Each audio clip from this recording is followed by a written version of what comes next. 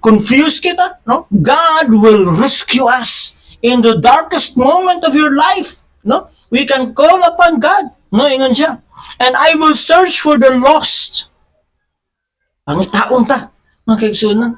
Kanindot kaayo nga verse, mga kaigsunan, that He will seek for us, mga kaigsunan. He is also seeking us and strengthen. Kung maluya kita, He will strengthen the weak, mga kaigsunan. No? O kana siya nga mga promesa nga atong makita that God taking the role, mga kaigsunan, of a shepherd sa atong kinabuhi, mga kaigsunan. Mo na nga ikatulo na to nga makita na na-establish na to, no? Nga we need a shepherd, and God is our ultimate shepherd. Jesus Christ is our shepherd.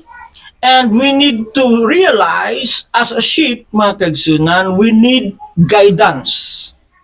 Kita nga mga nawala, kita nga mga nawala, gikinhanglan nga ang kuno nato nga nanginahanglan kita og giyagikan sa Dios, mga kaigsunan. We need guidance. We need to know and understand nga kita nawala. We are astray, nagkatibulaag, makita nato, mga kaigsunan, makita na to kung unsa, no, magtanaw lang ta sa atong mga palibot, mga kaigsunan, no, kung unsa ka divided ang tao, mga kaigsunan, especially sa pamulitika, no, divided ang mga tao, no, na loyalista sa pikas, na loyalista sa pikas, mag-away-away, bisag magkaila mga silingan, magbungol, because we are so very divided, mga kaigsunan.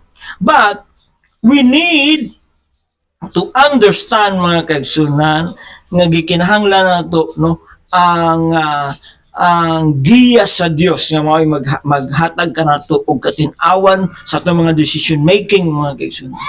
And also makita nato nga we need, gikinahanglan nato ang protection from danger. Di na po nato malilong, mga kaigsunan, di nato matago nga ang atong panahon karon is a very dangerous. We are living in a perilous times nga makita nato, mga kaigsunan, nga baguhay lang, no, nga naay mga mabalitaan nimo diha, no, nga magdala og kutsilyo sa airport, mga kaigsunan, manunggab og tawo.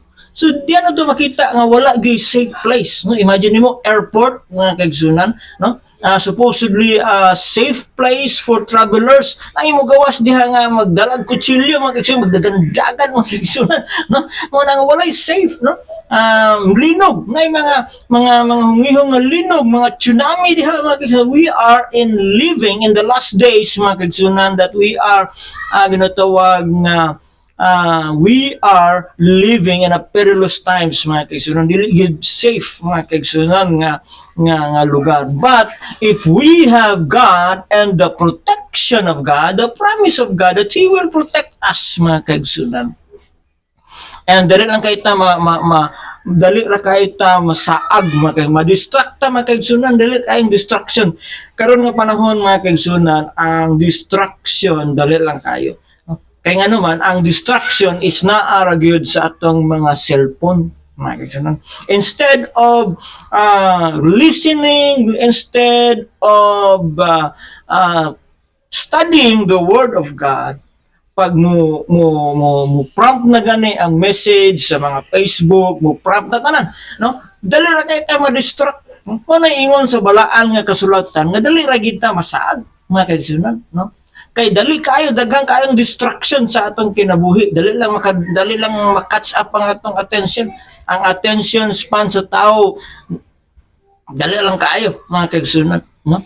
Muna nga ingon sa balang nga kasulatan, nag-ingon po diya sa Isaiah chapter 53 verse 6, nag-ingon diya, all we like sheep and had gone astray, each of us turned to our own way, and the Lord has laid on him the iniquity of us all, mga kaigsunan. Tungod kay ang tao sama sa mga karniro nagkatagulaag, mga kaigsunan, we turn to our own ways. No, mo ka na usahay nga nagapalayo kita sa Dios, no? And then himo lang nato ang atong makaya, no, mo na nga usahay bugat kaayo nagapalayo kita sa Dios, no? And ang kanindot diha, bisan pa nga nagpalayo kita, ang Dios nagpadala sa iyang bugto nga anak og didto gihano kang Jesus Christ, and the Lord laid on him the iniquity of us all. Ang atong pagkamakasasala gisang at didto sa cross pinaagi kang Jesus Christ. Muna nga diyan nato makita nga gikinahanglan nato ang manluluwas, gikinahanglan nato ang shepherd nga si Ginoong Kristo. Muna nga diyan